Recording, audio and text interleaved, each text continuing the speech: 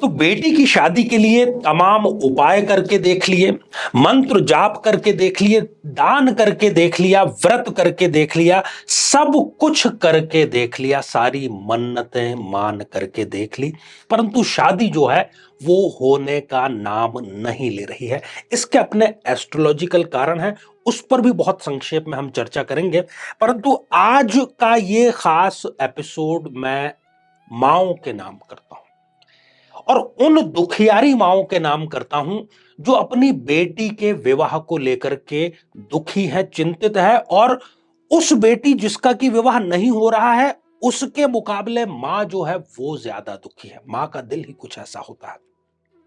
लाखों कुंडलियों का साथियों विश्लेषण करने के पश्चात मैं इस निष्कर्ष पर पहुंचा हूं, हजारों लोगों से मिलने के बाद मैं इस निष्कर्ष पर पहुंचा हूं कि बेटी से ज्यादा दुखी मां होती है यदि बेटी का विवाह संपन्न नहीं हो रहा। क्योंकि जब भी मां मेरे सामने आती है, बेटी भी साथ में वो उसके आती है, कई बार नहीं आती है, तो मां कहती है कि मुझे आप आचार्य जी कोई ऐसा उपाय बतला दीजिए कि वो मैं कर लूं और शादी बेटी की हो जाए।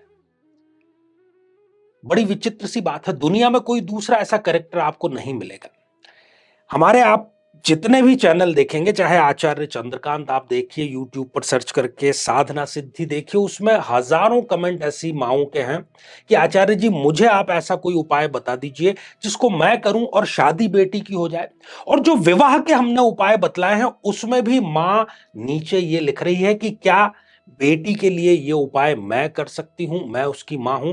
तो ऐसी सभी माओं के लिए आज का ये खास चमत्कारिक बेहतरीन जादुई उपाय है। केवल और केवल 11 दिनों के भीतर, 11 दिन भी मैं सीमा रेखा बतला रहा हूं क्योंकि हमने जो सीमाएं बतलाई है उसके पहले ही लोगों के कार्य हो जाते हैं। तो 11 दिनों के भीतर ही शादी का न केवल प्रस्ताव आएगा बल्कि उससे कुंडली का भी मिलान आपका होता होगा।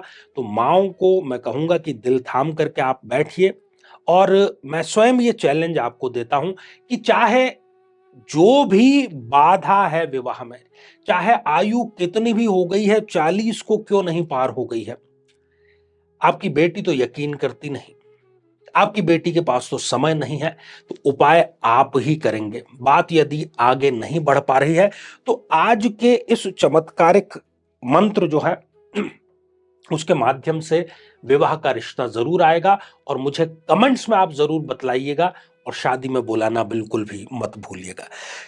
तो आइए साथियों, इस चमत्कारिक उपाय पर हम चर्चा करें जो कि जादुई असर देता है। उससे पहले मैं कुछ एस्ट्रोलॉजिकल कारण यहां पर मैं आपको चर्चा करते हुए बताना चाहता हूं, जिसके जो कि कारण है कि क्यों शादी में किसी के डिले होता है, बहनों की शादी में क्यों अक्सर डिले हो जाता है। तो ये एक जन्म पत्रिका है, ये खाली हमने रखी हुई है, किसी भी लग्न किसी भी राशि की ये जन्म पत्रिका हो सकती है।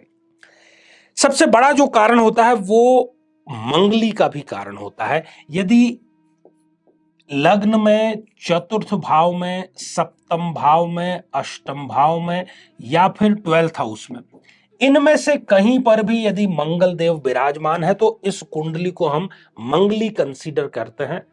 इसमें कोई डरने की बात नहीं है, परंतु शादी में डिले ये एक बहुत बड़ा कारण है। ज्यादा इस पर हम चर्चा नहीं करेंगे क्योंकि आप उत्सुकता से जो उपाय है उसके बारे में सुनना चाहते हैं।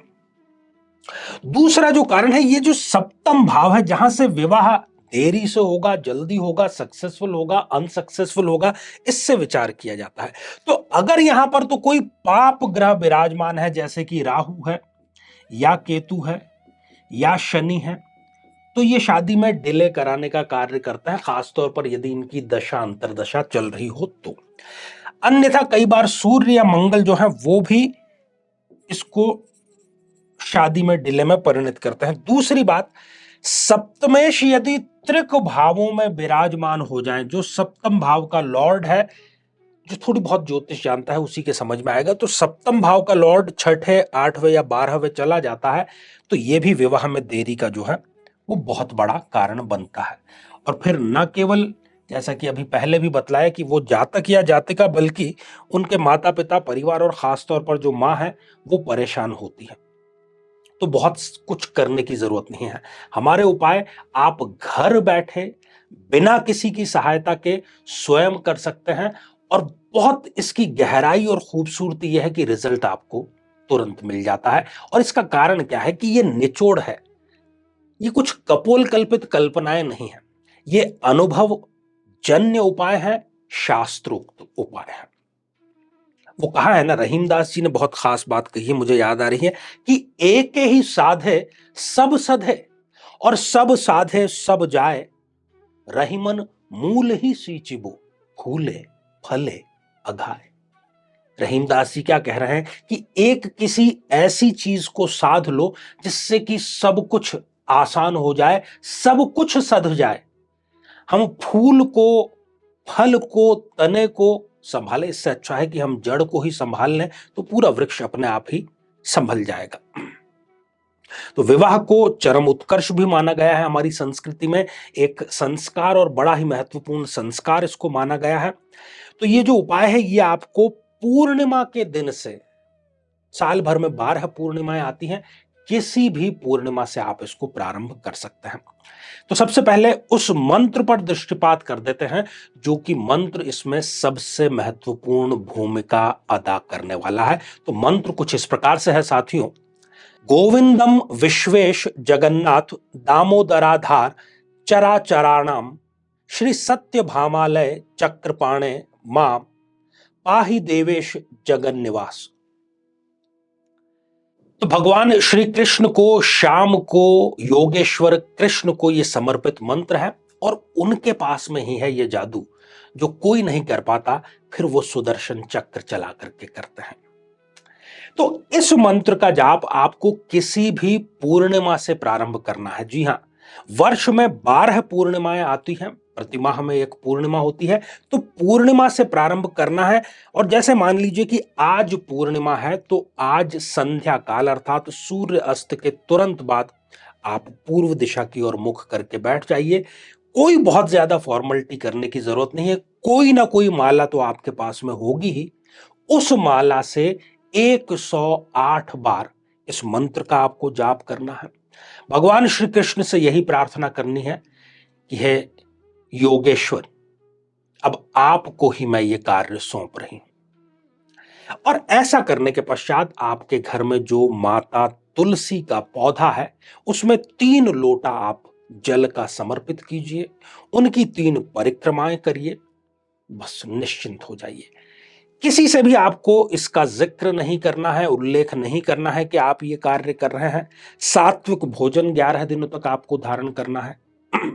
ब्रह्मचर्य का आपको पूरी तरीके से पालन करना है, और इंतजार करना है कि एक सुखद रिश्ता स्वयं चल करके आपके समक्ष आएगा। ढेर सारी आपको शुभकामनाएं, अग्रिम शुभकामनाएं, कुंडली जरूर मिलाइएगा। तो साथियों, आज के लिए केवल इतना ही, और इसी मंगल कामना के साथ में कि आप सभी स्वस्थ, समृद्ध और शांतिपूर्वक जीवन व्यतीत करें। नमस्कार।